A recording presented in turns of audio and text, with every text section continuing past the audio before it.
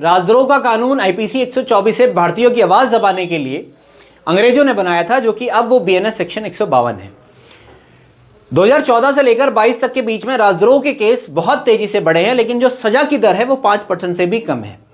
मतलब साफ है कि यहां पे कानून का जो यूज हो रहा है वो सजा देने के लिए नहीं बल्कि डराने के लिए हो रहा है।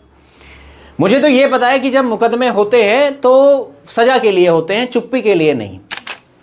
लोगों को यूएपीए के तहत सालों तक जेल में रखा जाता है, जमानत लगभग नामुमकिन हो जाती है। एनसीआरबी का भी डेटा यही कहता है कि यूएपीए मामलों में कन्विक्शन रेट बहुत ही कम है, लेकिन सालों तक जेल में जरूर रखा जाता है।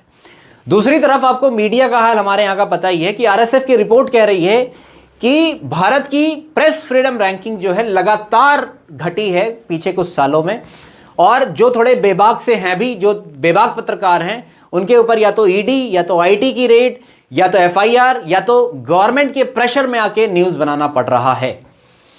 तो मैं ये कह रहा हूं कि यहां पे मीडिया भी सरकार के प्रेशर में काम कर रही है, तो जाहिर सी बात है सत्ता तो बेखौफ ही रहेगी। भारत में अभी जो स्थिति है, अगर आप सरकार के खिलाफ कुछ बोल देते हैं या सरकार की आलोचना कर देते हैं तो आप या तो एंटी नेशनल, अर्बन नक्सल या टूल किट गैंग के मेंबर बोल दिए जाएंगे। मैं कहता हूं अगर सरकार ही राष्ट्र है तो संविधान की जरूरत क्या थी। इंटरनेट शटडाउन हमारे यहाँ पे सबसे ज़्यादा होते हैं, मतलब सबसे ज़्यादा जब मैं कह रहा हूँ तो दुनिया में सबसे ज़्यादा होते हैं। सोशल मीडिया मॉनिटरिंग ऐसी है कि पोस्ट करिए और तुरंत गिरफ्तारी। मैं कह रहा हूँ ये सुरक्षा है या निगरानी।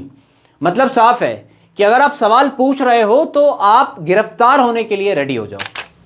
मुझे अभी तक लगता था कि लोकतंत्र में सरकार लोगों से डरती है, लेकिन जब लोग सरकार से डरने लगे तो हमें यह समझ लेना चाहिए कि लोकतंत्र हमारा बीमार है। संविधान ने हमें आवाज़ दी है, सरकार ने नहीं। तो हम सरकार से डरते क्यों हैं ये समझ नहीं आता। तो हमें सरकार से डरने की ज़रूरत नहीं है। मेरा अल्टीमेट कहने का मतलब ये है